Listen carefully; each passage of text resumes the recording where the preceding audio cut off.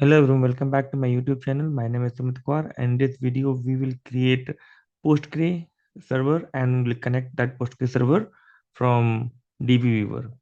So to creating the Postgre server, we'll use the Amazon RDS, that is the managed service. So what is the managed service? We'll just go through one just for 2 minutes. So Amazon RDS will provide the web service that is designed to simplify the setup, operation, and scaling of a relational database in a cloud. So whenever you create the server, it will server will be managed by AWS. So you don't have to do all the administrative or tasks associated with the database work, and you can mainly focus on the scaling your productivity, allowing developer to do the automate the task and only concentrate on the database developing features. So so the key function of RDS will be provisioning, database setup, automated backup, software patching, and maintenance. All those things will be done by the AWS. So you don't have to worry about that. And in that, Amazon RDS they support various type of database engine. So first one is Amazon Aurora, and that is fully serverless. And then you can choose MySQL, you can choose PostgreSQL, MariaDB, Oracle, Microsoft DB SQL Server, or DB2. Okay, so here are the some benefit of all those things, because you whenever the job fail, you can do the monitoring. Security will be there. Using the AWS KMS, you can use the Amazon VPC, and you can integrate AWS IAM for the access control. You can do the create the replica.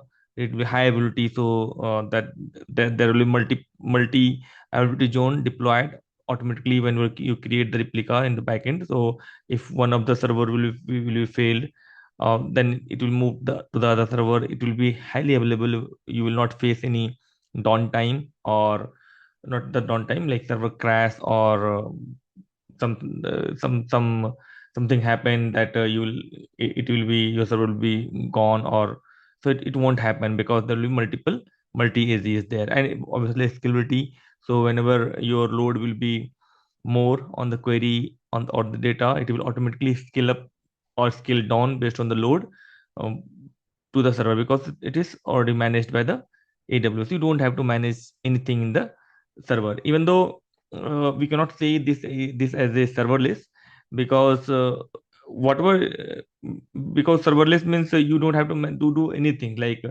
you don't need to see the server as well. But here it depends on offering which one you are selecting. If you are choosing Amazon Aurora, it is serverless. Okay, so you don't see that what type of uh, internal server is there. But whenever you are choosing the Postgre, so you are, even though you are not managing the server, but you have to choose whether you have to go 42 macro server or big server or small server based on size of data. So let's on deep dig on it. We'll create here now AWS RDS for Postgre will create. Okay, so now search for RDS. It is here, Aurora and RDS. And after that, you have to go to databases. Okay, and create database. Once you create database, you can choose what type of database you want. So we want to create Postgre. Just create on Postgre. You can see there are many type of databases there, engine is there. So I want to give the name, let it be database one, and master user name is Postgres. So note it down. And auto-generated password or self-managed password, you can just if you give auto-generated password, it will be generated. But I just want to keep the password as just AWS A in caps WS at that 1 2 3 4 5 6 7 8 9. Let's see whether it's taking or not. It is invalid. Okay, so we will just not give at the rate. We'll keep AWS as 1 2 3 4 5 6 7 8 9. Okay, AWS has 1 2 3 4 5 6 7 8 9. So setting up EC2 connection is optional. I'm leaving it, and then just create database. So it will take some time. So to create, just close it. It will take some time. So we'll wait for some time.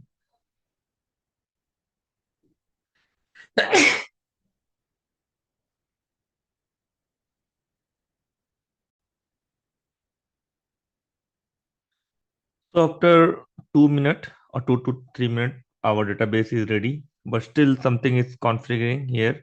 Let me just refresh it. Okay, but whether it is getting configured, I will just go through your database features somewhere. Something like if you see here connectivity and security, this is the endpoint. This is endpoint port. So we are having networking here. So in the networking, we can see the ability zone here. AP South A1. There's only one ability zone. So we can select multiple multi-agent also.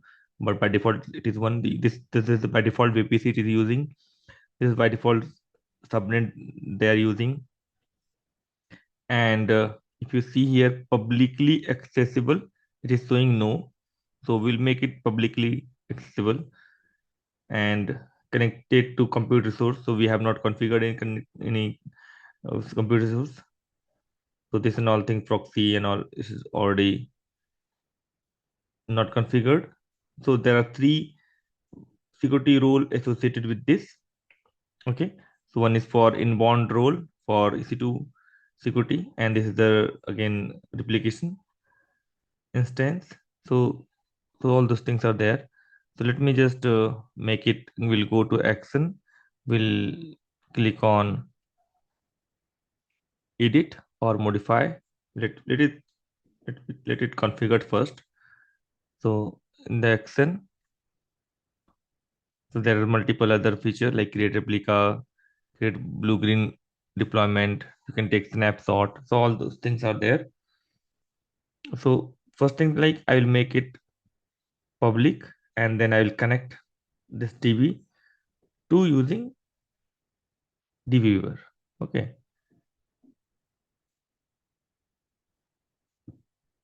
Let it available completely. Then we'll come back.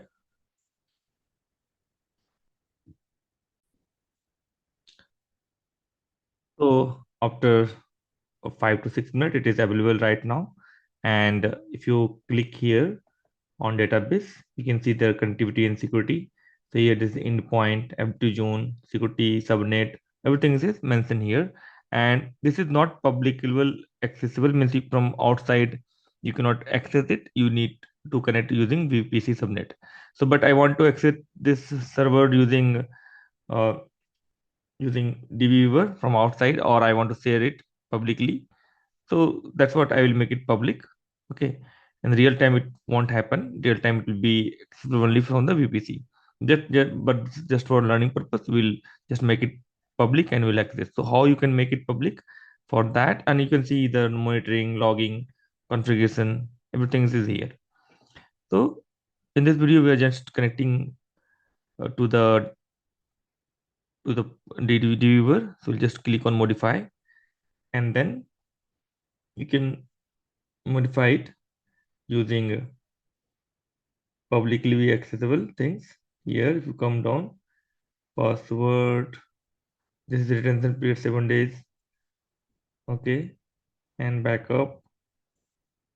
This maintenance window you can choose.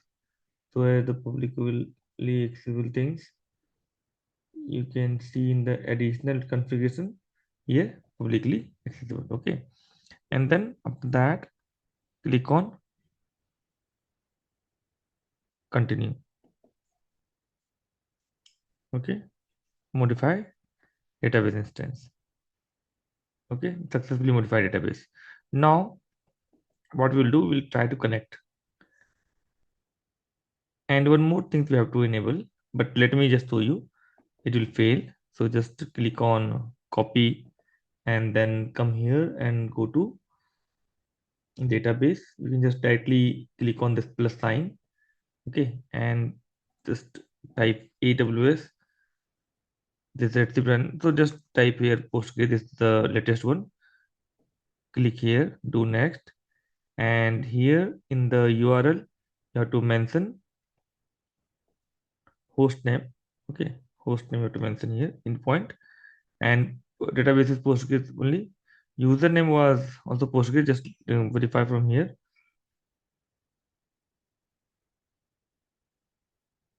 Okay, so this is endpoint. We can see username and all the detail. So just click on, okay, this is still modifying.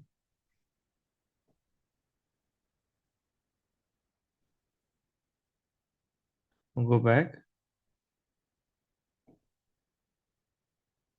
Okay, you can see here.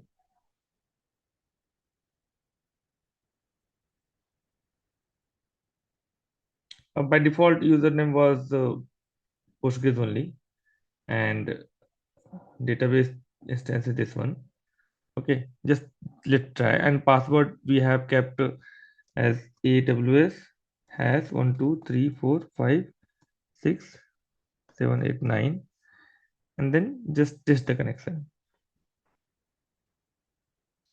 You can see it is connected. So it is very easy to connect, but sometime what will happen is I will show you, because last time I might have enabled the uh,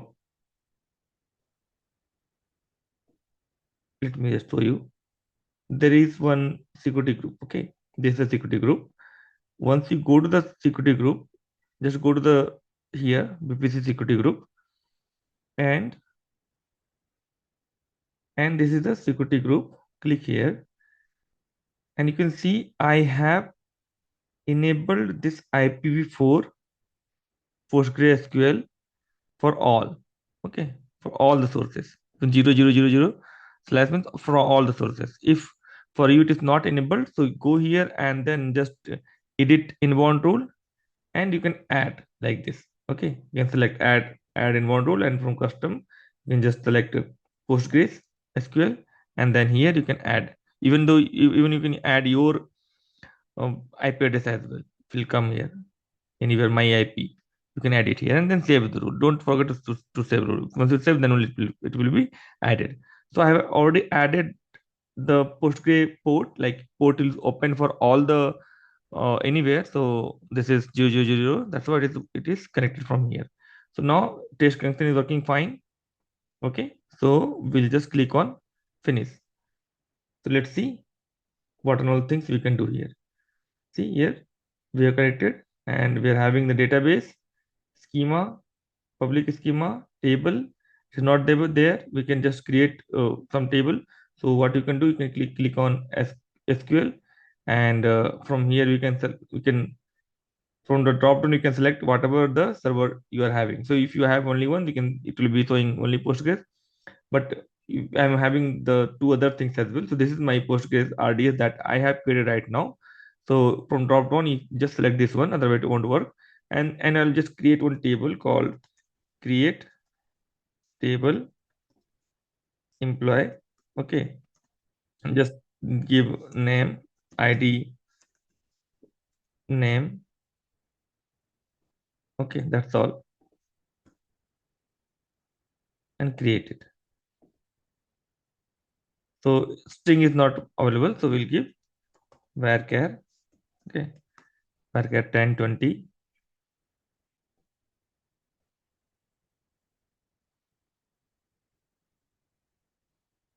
So varchar, yeah, like that.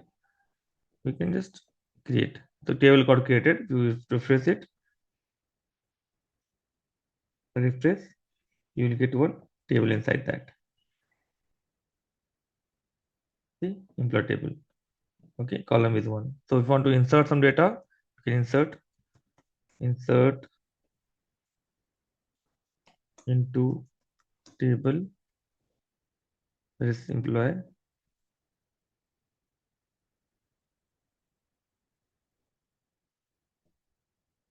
value.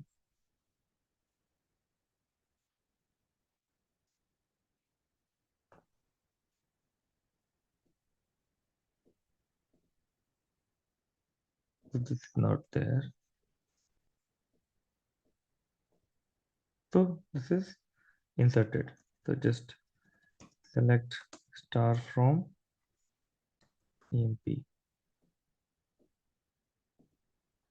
Okay, so this is simple video where I have told you how you can create the Postgres server using Amazon AWS RDS, and how you can connect after creating, how you can connect using DBeaver. So if you have any doubt while connecting, please comment on this video and we will definitely help you. And even though if you are using any VPC in the company level and you are having a problem with the connectivity or any problem with the RDS, please reach out to me. I will help you. And from now on, I'm going to start SQL video, so where I will teach you or I will share with you some good SQL interview questions and with the real time data. So I will work on this clinical trial data, that is US based clinical publicly available database. So I will let you know how you can connect to the database, and here there are lots of schema and lots of data table is there. That is a real time, means real industry level data. So you can work with that. So thank you for watching this video. Hope you have understand how you can create Postgres server using Amazon RDS, and how you can connect that using DBeaver. So thank you very much.